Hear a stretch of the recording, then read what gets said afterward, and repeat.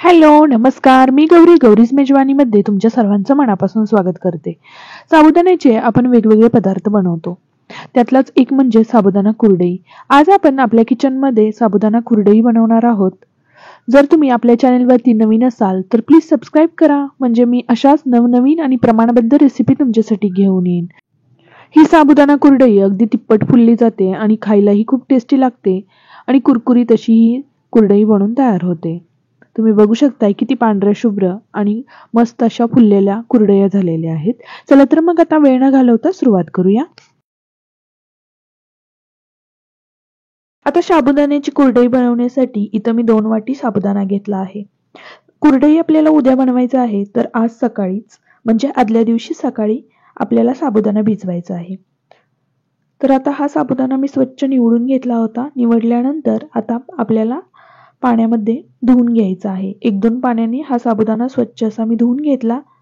आता ह्याच्यामध्ये आपल्याला पाणी ओतायचं आहे. आता साबुदाण्यामध्ये पाणी ओतताना आपण काय करायचं, साबुदाण्यामध्ये पहिल्यांदा बोट बुडवून बघायचं. जेवढा साबुदाणा खाली आहे तेवढाच वरती आपल्याला पाणी ओतायचं आहे. तर बोटभर खाली होता तर वरती मी बोटभर पाणी ओतलं आहे. हा साबुदाणा आपल्याला भिजवून घ्यायचा आहे. आता हा साबुदाणा दिवसभर भिजल्यानंतर आपल्याला काय करायचं आहे, आपण सकाळी 2 वाटी साबुदाणा भिजत घातला होता, तर त्यासाठी आपल्याला 4 वाटी पाणी उकळवून घ्यायचं आहे. म्हणजेच तुम्ही जेवढा साबुदाणा घेल त्याच्या दुप्पट तुम्हाला पाणी घ्यायचं आहे. इथं मी 4 वाटी पाणी घेतलं आहे आणि ह्याच्यामध्ये चवीनुसार मीठ टाकायचं आहे. 1 चमचा मीठ टाकलं आहे.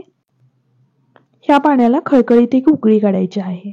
आता सकाळी आपण जो साबुदाणा भिजत घातला आहे तो खूप छान फुगला गेला आहे आणि इकडे जे पाणी ठेवलं होतं तेही उकळलं गेलं आहे. आता काय करायचं आहे, आपल्याला पाण्याचा गॅस हा बंद करायचा आहे. तुम्ही बघू शकता पाण्याचा गॅस बंद केलाय मी आणि त्याच्यामध्ये जो आपण भिजवून घेतलेला साबुदाणा आहे तो टाकायचा आहे.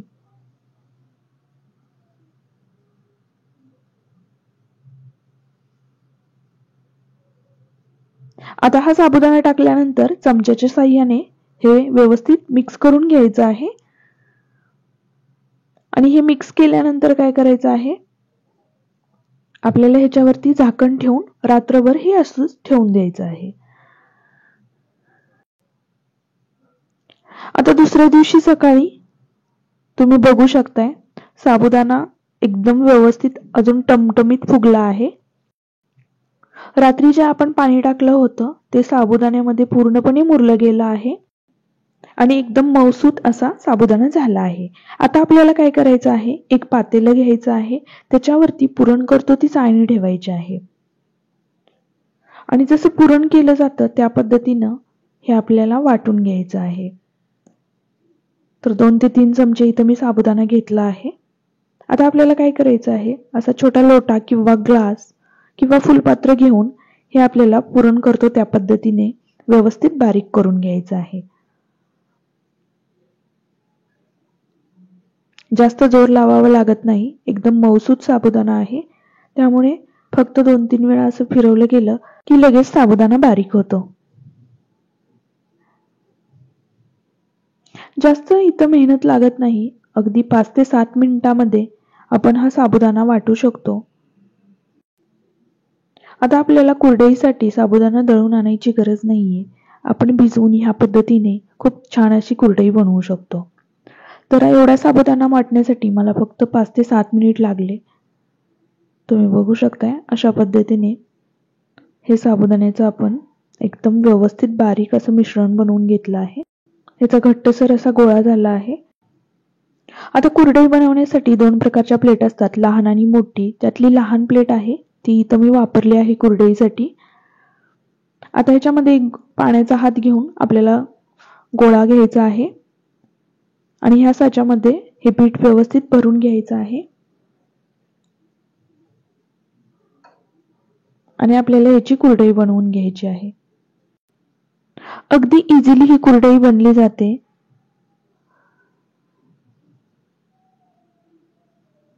आता ह्याच पद्धतीने आपल्याला दुसरी कुरडई टाकून घ्यायची आहे. कुरडईची साईज तुम्ही इच्छेनुसार कमी किंवा जास्त करू शकता.